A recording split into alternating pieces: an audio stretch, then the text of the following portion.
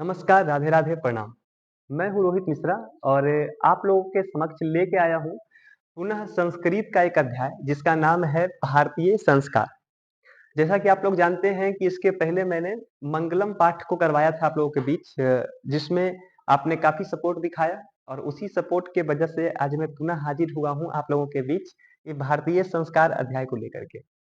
ये जो अध्याय है ये बोर्ड के दृष्टिकोण से काफी महत्वपूर्ण है और इसमें काफी सारे प्रश्न बोर्ड में बनते हैं। साथ ही अगर आप अपनी भारतीय सभ्यता संस्कृति को जानना चाहते हैं तो ये अध्याय जरूर पढ़ें। ये अध्याय आपको जीवन के बारे में बताता है। ये अध्याय इतना महत्वपूर्ण है। वास्तविकता में जो संस्कार है ये हमारे संस्कार तो हैं ही। वास्तविकता में ये संस्कार जो है हमारे जीवन का दर्शन है। हम लोग जन्म से लेकर के मृत्यु तक का जो हमारा जीवन है वो ये बस इन्हीं संस्कार 16 संस्कार में सीमित हो जाता है। ये 16 संस्कार हमको जो है जन्म से लेकर के मृत्यु तक के दर्शन के बारे में बता देगा। आप जो है इसे ध्यान से पढ़ें, ध्यान से सुने। आप लोग एक कॉपी और कलम लेके बैठ जाएं। जो महत्वपूर्ण लगेगा उसको आप नोट कर सकते हैं। और ये आपको अंतिम में बता भी दूंगा कि बोर्ड में इससे कितने ज्यादा प्रश्न पूछे गए हैं। तो चलिए आप लोग को हमारे संस्कार के बारे में बताता हूँ। तो देखिए संस्कार है क्या। संस्कार का मौलिक अर्थ होता है शुद्ध होना। संस्कार अर्थात शुद्ध होना। हमारी प्राचीन भारत का ये विशेषता है, संस्कार ही है। तो प्राचीन भारत की विशेषता है वो संस्कार ही है, क्योंकि हमारा प्राचीन सभ्यता संस्कृति का जो है ये अद्वितीय विशेषता है। और आजकल जो है परंतु ये संस्कार सब जो है सीमित हो गया है। आजकल लोग इसे व्यंग के रूप में देखते हैं, हंसी मजाक उड़ाते हैं संस्कार का। परंतु संस्कार हमारे जीवन में काफी महत्वपूर्ण है। विदेश में रहने वाले जो भारतीय हैं, जो विदेश में रहते हैं परंतु इंडियन हैं, वो संस्कार के प्रति थोड़ा बहुत जागरूक हैं। जो विदेश में रहने वाले भारतीय हैं वो संस्कार के प्रति जागरूक हैं। परंतु हम लोग जो देश में रहने वाले भारतीय हैं वो लोग इसके पीछे उतना जागरूक है नहीं। और संस्कार एक ऐसा चीज है जो चरित्र का निर्माण करता है। संस्कार एक ऐसा चीज है जो हमारे कैरेक्टर बिल्डअप में काफी मदद करता है। संस्कार के माध्यम से आपके अंदर गुण भर जाएगा और दोष निकल जाएगा। अगर 2 नंबर में प्रश्न है कि संस्कार क्या है तो आप सीधा लिख सकते हैं कि प्राचीन भारत की अद्वितीय विशेषता को संस्कार कहते हैं। संस्कार का मौलिक अर्थ, मूल अर्थ शुद्ध होना होता है। संस्कार के माध्यम से चरित्र का निर्माण होता है। यह हमारे अंदर गुण को भरता है और दोषों का निराकरण करता है। और संस्कार की कुल संख्या 16 है। टोटल 16 संस्कार है और ये 16 संस्कार में ही मनुष्य का जीवन सीमित है। तो देखिए, आइए इन संस्कारों के बारे में थोड़ा जानकारी हम लोग ग्रहण करते हैं। आप लोग लिखते भी रहे साथ में। देखिए, संस्कार जो है प्राचीन सभ्यता संस्कृति की विशेषता है। तो जो ऋषि लोग होते थे, जो प्राचीन काल में ऋषि लोग होते थे, उज्जीवन के में मुख्य अवसर पर 3 चीज को काफी महत्वपूर्ण बताया। आप लोग भी अपने जीवन में ये देखते होंगे कि आपके घर में भी अगर कोई भी मुख्य अवसर हो तो ये 3 चीज जरूर होता था। सबसे पहला होता है वेद मंत्रों का पाठ। जरूर आपके यहाँ जो है पूजा पाठ होता होगा। एक होता है बड़ों का आशीर्वाद। विवाह हो चाहे कोई भी शुभ अवसर हो, हम लोग बड़ा का आशीर्वाद जरूर लेते हैं, बड़ों का आशीर्वाद लेते हैं। और सभी परिवारों का सम्मेलन जिसको हम लोग न्योता कहते हैं। हर एक परिवार को जो है न्योता भेजा जाएगा कोई भी मुख्य अवसर पे। इन सभी चीजों से जो है हमारे जो है भारतीय समाज में इसके माध्यम से परिवार में एकता कायम रखता है। तो पूछे जाएगा कि मुख्य अवसर पर किन 3 जो महत्वपूर्ण बताया गया है। तो एक वेद मंत्रों का पाठ, बड़ों का आशीर्वाद और सभी परिवारों का सम्मेलन। अब चलते हैं संस्कारों पर। संस्कार की कुल संख्या है 16, परंतु संस्कारों को कुल 5 भागों में बांटा गया है। समानतः संस्कार को जो है 5 वर्गों में विभक्त किया गया है। ये 5 वर्ग कौन कौन से हैं वो देखिए। हमारा जो संस्कार है वो जन्म से पहले शुरू हो जाता है। आप अभी जो है जन्म लिए भी नहीं, परंतु आपका संस्कार आपसे शुरू हो गया है। तो जन्म से पहले, जन्मा पूर्व 3 संस्कार होते हैं। 3 को संस्कृत में त्रय बोला जाता है। तो जन्म से पहले 3 संस्कार होता है। शैशव काल, अब आपका जन्म हो चुका है, आप छोटे बच्चे हैं, ठीक है, उसमें से आपको 6 संस्कार हो जाएगा। बचपन काल में 6 संस्कार होता है जिसको संस्कृत में सट कह सकते हैं। शिक्षा, जब आप थोड़ा बड़े हुए तो आपको शिक्षा प्राप्त करना होगा, तो उसमें 5 संस्कार होता है। फिर अंत शिक्षा के बाद आप गृहस्थ आश्रम में जाइएगा, विवाह के बाद गृहस्थ आश्रम में जाइएगा। विवाह का जो है 1 संस्कार होता है। एक ही काफी है, एक ही लोगों से नहीं संभल पाता है, तो विवाह संस्कार एक है। फिर अंत्येष्टि संस्कार, ये मरने के बाद होता है, जिसको आप लोग अंतिम संस्कार या दाह संस्कार भी कहते हैं। तो बड़ा सिंपल है, संस्कारों को 5 भाग में बांटा गया है। पहला, जन्म से पहले 3 संस्कार। दूसरा, शैशव संस्कार जिसमें टोटल 6 संस्कार आता है। शिक्षा संस्कार जिसमें 5 संस्कार आता है। विवाह संस्कार 1 है और मरने के बाद अंत्येष्टि संस्कार 1 है। तो सबसे पहले हम लोग चर्चा करेंगे जन्म से पहले वाले का। जन्म से पहले कौन सा संस्कार हो जाता है? अभी हम पृथ्वी पर आए भी नहीं हैं, जन्म से पहले कैसे संस्कार संभव है? तो ये देखिए क्या संस्कार है। सबसे पहला संस्कार का नाम है गर्भाधान। गर्भाधान, जिस दिन आपकी माता के गर्भ में आप स्थापित हो गए, जिस दिन आपकी माता गर्भवती हुई और जिस दिन आप अपने माता के गर्भ में चले गए, आपके जीवन का एक संस्कार हो गया, पहला संस्कार हो गया, जिसको हम लोग गर्भाधान कहते हैं। अर्थात आपका एक संस्कार जैसे ही आप अपनी माता के गर्भ में स्थापित होते हैं, पहला संस्कार हो जाता है। दूसरा संस्कार देखिए क्या है। दूसरा संस्कार होता है पुंसवन संस्कार। जब आप अपनी माता के गर्भ में रहते हैं, तो माना जाता है कि 3 महीना के बाद आपका मस्तिष्क का विकास होना शुरू होता है, दिमाग का विकास होना शुरू होता है। तो कहा जाता है कि माता के गर्भ में जो बच्चा पल रहा है, वो माता के स्वभाव का ही मिश्रण होता है। मतलब माता जो सोचेंगी वो प्रभाव बच्चा पे पड़ेगा। अरे आप लोगों ने तो सुना ही होगा अभिमन्यु के बारे में। अभिमन्यु गर्भ में, माता के गर्भ में था, परंतु जो है चक्रव्यूह भेदने की कला सीख गया था। तो हमारे यहाँ जो है बच्चों का मस्तिष्क ठीक से विकास हो, तो गर्भवती महिला जब 3 मंथ की हो जाती है, तब जो है ये संस्कार किया जाता है। इस संस्कार का नाम है पुंसवन, ताकि बच्चों का मस्तिष्क विकास और भी शरीर का अंग ठीक अच्छे से विकास हो। ठीक है, ये वही काल है जब आपका छोटा छोटा हाथ पैर माता के गर्भ में बंधा होगा, जब आपका धीरे धीरे मस्तिष्क का विकास हो रहा होगा। तो ये हमारा होता है दूसरा संस्कार।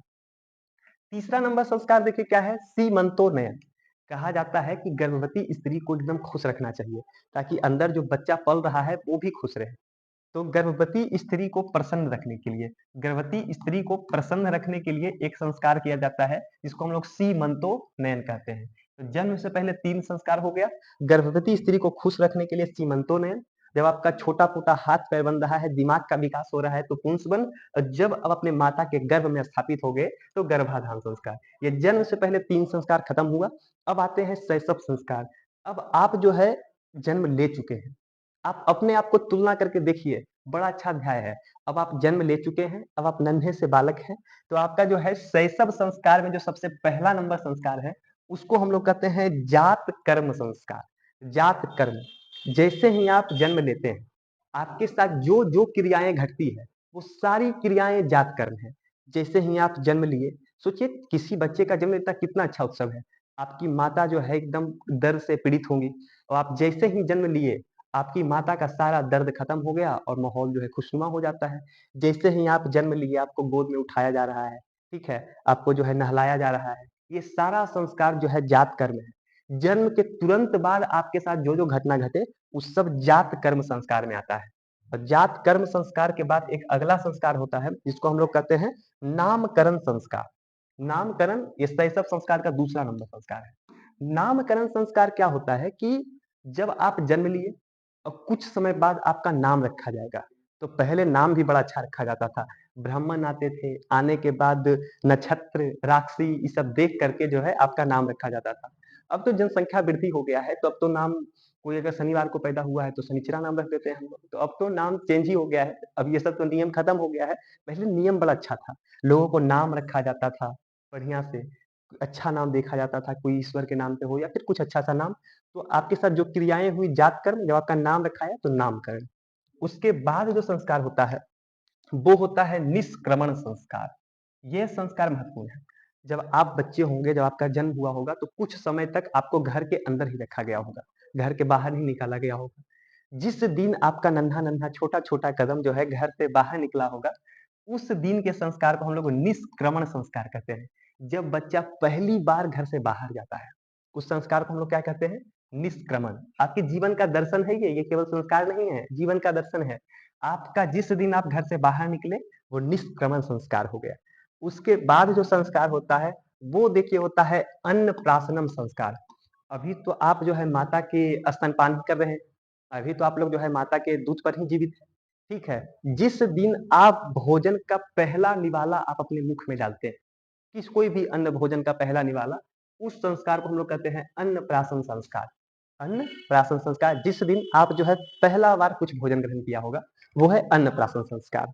अन्नप्राशन के बाद एक और महत्वपूर्ण संस्कार आता है चूड़ाकरण। ये संस्कार तो आपके हो ही गया होगा अभी तक। चूड़ाकरण, जिस दिन मुंडन आपका होता है, पहला बार जब आप मुंडन करवाते हैं, तो उस दिन आपका हो जाता है चूड़ाकरण संस्कार। और एक संस्कार और होता है शैशव में, छठा नंबर संस्कार, जो अब शायद विलुप्त हो चुका है। इसको कहते हैं कर्ण भेदम संस्कार। कर्ण भेदम, कर्ण मतलब कान और भेदम मतलब यानी कि छेदना। कर्ण भेदम, यानी जिस दिन बच्चा के कान में छेद किया जाता है ताकि वो कुंडल धारण कर सके, उसको कहते हैं कर्ण भेदम संस्कार। तो ये हमारा शैशव का 6 संस्कार खत्म हुआ। जन्म से पहले 3 संस्कार, शैशव काल में 6 संस्कार। आपका शैशव काल में जो है ये हो गया कर्ण भेदम संस्कार, जब आपका कान में छेद किया जाएगा। चूड़ाकरम, जब आपका बाल काटा जाएगा। शैशव में जब अन्नप्राशासनम, जब आप पहला भोजन ग्रहण करेंगे। उसके बाद निष्क्रम, जब आप घर से बाहर निकलेंगे। ठीक है। नामकरण, जब आपका नाम रखाएगा। और ये जातकर्म, जब आपके साथ कोई भी घटना, जिस दिन आप माता का पहला स्तनपान करेंगे, वो भी जातकर्म में आता है। जातकर्म, नामकरण, निष्क्रमण और अन्नप्राशनम और चूड़ाकर्म, और ये हमारा हो गया कर्ण भेदम। अब आप हो गए हैं बड़े, अब आपको पढ़ना पड़ेगा। अब हम लोग बढ़ेंगे शिक्षा की ओर। अब शिक्षा की ओर अभी जैसा शिक्षा होता नहीं, पहले शिक्षा अच्छा होता था। पहले क्या कहता था कि गुरु जी आते थे, ऋषिगण आते थे और बच्चों को लेके चले जाते थे अपने साथ, और बच्चों को खूब शिक्षा दे करके जब उसका शिक्षा पूर्ण होता था तो घर छोड़ जाते थे। तो शिक्षा संस्कार कुल 5 होता है। तो 5 में देखिए, पहला संस्कार है आपका विद्यारंभ। इसी को आप लोग अक्षरारंभ भी कहते हैं। अक्षरारंभ बोलिए या फिर विद्यारंभ बोलिए, ये दोनों एक ही चीज है। ठीक है। अक्षरारंभ या फिर विद्यारंभ। अक्षरारंभ क्या होता है कि ये बसंत पंचमी दिन, यानी दुर्गा ये सॉरी सरस्वती पूजा के दिन होता है, जब आप पहला बार कोई कॉपी कलम पे कुछ लिखते हैं, जब आप पहला अक्षर को लिखते हैं। तो ये हमारा हो गया विद्यारंभ। ये समानता जो है सरस्वती पूजा यानी कि बसंत पंचमी के दिन मनाया जाता है। इसको हम लोग क्या कहते हैं? विद्यारंभ या फिर अक्षरारंभ। इसके बाद जो है हमारा होता है उपनयन संस्कार, अर्थात आपको जनेऊ पढ़ाया जाता है। जनेऊ को पहनाया जाता है, इसको उपनयन संस्कार कहते हैं। ठीक है। तो ताकि आप वेद पढ़ने के लायक हो सके। उसके बाद जो है शिक्षा में तीसरा संस्कार होता है वेदारंभ। पहले तो शिक्षा वेद की ही दी जाती थी, तो ऋषिगण जो है बच्चों को वेद पढ़ाया करते थे, उसको कहते थे वेदारंभ। अक्षरारंभ, अक्षर शुरू हुआ। उपनयन, जनेऊ पड़ गया। वेदारंभ, जब आप वेद पढ़ना शुरू कर गए। वेदारंभ के बाद होता है के शांत संस्कार। एक संस्कार होता है के शांत संस्कार। के शांत संस्कार क्या होता है? जब आप पहला बार, जब आपका जो है बाल का मुंडन हुआ था, तो उसको आप लोग चूड़ाकर्म कहते थे, जो कि शैशव संस्कार में हुआ था। जब आप अपने दाढ़ी को बनाइएगा, जब दाढ़ी को आप जिस दिन शेविंग करवाइएगा, उसको केशांत संस्कार कहते हैं, और मुंडन भी इसमें होता है। इस संस्कार का एक और नाम है गोदान संस्कार। इसी संस्कार का एक और नाम है गोदान संस्कार। ये वाला प्रश्न बोर्ड में कई बार पूछ चुका है कि केशांत संस्कार का अन्य नाम क्या है, तो गोदान संस्कार आप लोग बता सकते हैं। केशांत भी हो गया। अब आपका यह है अंतिम संस्कार, जिसको हम लोग कहेंगे समावर्तन संस्कार। समावर्तन, अंतिम संस्कार हमारा हो गया समावर्तन। जब आपकी शिक्षा हो गई पूरी, जब आपका शिक्षा हो गया पूरा, और अब आपको गुरु जी आपको छोड़ देंगे आपके घर। जब आप घर जाने लगिएगा तो समावर्तन, गुरु गृह से शिक्षा लेकर घर तक जाना ही समावर्तन संस्कार कहलाता है। अब आपकी शिक्षा पूरी हो गई। अब आप लोग का फेवरेट संस्कार आ रहा है, विवाह संस्कार। अब हमारा आएगा विवाह संस्कार। देखिए, ये हमारा है विवाह संस्कार। अब जो है शिक्षा की समाप्ति के बाद यह संस्कार किया जाता है। प्राचीन काल में विद्यार्थियों को ब्रह्मचारी कहा जाता था, क्योंकि उनको ब्रह्मचर्य का पालन करना होता था। ब्रह्मचारी कहा जाता था। और विवाह संस्कार के बाद मनुष्य जो है गृहस्थ आश्रम में चला जाता है। गृहस्थ आश्रम, आश्रम 4 होते हैं। ठीक है। एक तो होता है बाल आश्रम या ब्रह्मचर्य आश्रम, जो 25 वर्ष की उम्र तक होता है। एक होता है गृहस्थ आश्रम, जो 25 से 50 तक चलता है। एक होता है वानप्रस्थ आश्रम, जो 75 साल तक चलता है। और फिर संन्यास आश्रम 100 साल तक चलते रहता है। मतलब ये हमारा 4 आश्रम में हमारा जीवन बटा हुआ है। ठीक है। अब देखिए, विवाह संस्कार कहने का केवल एक संस्कार है, लेकिन इसमें कई प्रकार की क्रियाएं होती है। यह 2 नंबर का प्रश्न पूछा गया था बोर्ड में कि विवाह संस्कार के अंदर जो कर्म कांड होता है उसके नाम लिखिए। तो कई प्रकार के कर्म कांड होते हैं। पानी ग्रहण हो गया, पानी ग्रहण यानी कपड़ा ग्रहण करना। सप्तपदी क्रिया यानी कि 7 फेरा वेरा लेना। अग्नि स्थापना यानी कि और भी कई कार्य। मंडप का निर्माण, कन्यादान, बागदान, सिंदूरदान। अगर आपको भी ऐसी कुछ क्रियाएं अगर आपको ध्यान में है, तो आप कमेंट बॉक्स में लिख सकते हैं कि विवाह में और कई प्रकार की क्रियाएं की जाती है। कई अभी तो नया नया क्रियाएं निकला है ना, जूता को चुरा लेना, और भी कई प्रकार की क्रियाएं, बारात के साथ जाकर नागिन डांस करना, ये सभी तो सब ये भी तो विवाह की ही क्रियाएं हैं। ठीक है। कई लोग तो शराब पी करके जो है माइकल जैक्सन बन जाते हैं, ये भी तो एक क्रिया है, विवाह का ही क्रिया है। अगर आपको भी कुछ ऐसी क्रियाएं पता है तो आप कमेंट बॉक्स में लिखिए। ये हमारा हो गया विवाह वाला क्रिया। अब विवाह के बाद तो भैया जीवन खत्म, क्योंकि अब विवाह कर लिया, अब क्या ही कीजिएगा। ठीक है। विवाह देखने में बड़ा अच्छा लगता है, और पता नहीं आगे इसका क्या है। अब जो है विवाह संस्कार के बाद हम लोग आते हैं, अब हम लोग का जीवन में केवल एक ही संस्कार बचा है, वो है हमारा अंत्येष्टि संस्कार। जीवन का अंतिम सत्य। जीवन का क्या है ये? लास्ट सत्य है, ये अंतिम सत्य है। ठीक है? ये हमारा जो है अंतिम सत्य है, अंत्येष्टि संस्कार। जब आपको पुनः लौट कर जाना पड़ेगा। अंतिम संस्कार, इसको दाह संस्कार भी कीजिए, जब आपका मृत्यु हो जाएगा और उसके बाद आपको दफनाया जाएगा या फिर आपको जलाया जाएगा। तो ये हम लोग का होता है अंतिम संस्कार। आपने देखा किस प्रकार से गर्भ धारण से लेकर के मृत्यु तक की घटना जो है इन 16 संस्कार में सीमित है। बताइए ये प्राचीन संस्कृति कितनी बेहतर थी हम लोगों के लिए, परंतु हम लोग जो है इसके बारे में जानकारी ग्रहण उतना नहीं कर पाते हैं। तो ये हमारा हो गया अंत्येष्टि संस्कार। इस प्रकार से इस बोर्ड में जो है 2 नंबर के प्रश्न में से कई सारे पूछे जाते हैं और ऑब्जेक्टिव तो इससे आता ही है। तो ऑब्जेक्टिव जो है इस प्रकार के हैं, आपको एक बार मैं तुरंत रिवीजन करवा देता हूँ। संस्कार जो है वो चरित्र का निर्माण करते हैं, प्राचीन संस्कृति की विशेषता है और जो विदेश में रहने वाले भारतीय हैं वो संस्कार के प्रति बड़ा जागरूक हैं, लेकिन हम लोग जो है संस्कारों को भूल चुके हैं। परंतु हम लोग को भी कुछ करना चाहिए। संस्कार टोटल 16 होता है और इसको 5 वर्गों में विभक्त किया गया है। पहला संस्कार होता है जन्म से पहले। जन्म से पहले 3 संस्कार होता है। गर्भाधान, गर्भ में स्थापित हो गए, पुंसवन, छोटा-मोटा शरीर, मस्तिष्क का विकास, सीमंतोन्नयन, जब गर्भवती स्त्री को प्रसन्न रखने के लिए कुछ किया जाए। शैशव संस्कार। अब शैशव संस्कार आएगा जिसमें छो होता है। शैशव संस्कार में सबसे पहला संस्कार होता है आपका जात कर्म। जब जन्म लेने के साथ आपको जो भी घटना घटा वो जात कर्म। उसके बाद आपका होता है नामकरण, जब आपका नाम रखा जाएगा। फिर निष्क्रमण, जब आपका कोमल-कोमल पाँव जो है घर से बाहर जाएगा। उसके बाद जो आता है चूड़ाक्रम, जब आपके जो है बाल का मुंडन किया जाएगा। फिर आपका आता है कि अन्नप्राशन, जब आप खाना खाइएगा। कर्णभेदम, जब कान का जो है आपका कान में जो है छेद किया जाएगा। उसके बाद शिक्षा संस्कार, गुरु गृह में जाना। शिक्षा संस्कार में पहला संस्कार आपका आ जाएगा अक्षारंभ, जो बसंत पंचमी में होता है। फिर आपका आएगा उपनयन, जिसको आप जनेऊ कहते हैं। फिर वेदारंभ, जब आप वेद पढ़ना शुरू कीजिएगा। फिर अंतिम में केशांत संस्कार, जब आपका दाढ़ी और बाल को मूड़ा जाएगा, इसी को हम लोग गोदान भी कहते हैं। और अंतिम संस्कार, जब गुरु जी से आप शिक्षा लेके घर चले आइएगा। शिक्षा लेने के बाद आपको पहले तो ब्रह्मचारी कहा जाता था, अब विवाह होगा, अब गृहस्थ आश्रम में आप चले जाइएगा। विवाह एक ही है लेकिन क्रियाएं ढेर सारी है, सप्तपदी, अग्नि स्थापना, मंडप निर्माण और भी कई प्रकार की क्रियाएं। और विवाह के बाद जो है यही संस्कार आपके अब अगले बच्चे में होगा, अब आपके बच्चे का गर्भाधान होगा, फिर इसी प्रकार जो है आपके बच्चे के फिर आपके बच्चे, इसी प्रकार ये जो है संस्कार चलते रहता है और अंत में आपका एक संस्कार आता है अंत्येष्टि संस्कार, जिसमें आपकी मृत्यु हो जाती है और आपको जो है जलाया जाता है। तो ये हमारा जीवन का अंतिम सत्य है। आशा करते हैं कि आपको ये वीडियो अच्छा लगा होगा और अगर आपको अच्छा लगा या फिर बुरा भी लगा है, तो अच्छा लगा है तो अच्छी बातें बोलिए और बुरा लगा है तो कुछ हमको सलाह दीजिए, क्योंकि अभी मैं नया-नया आया हूँ यूट्यूब पर। धन्यवाद। राधे राधे।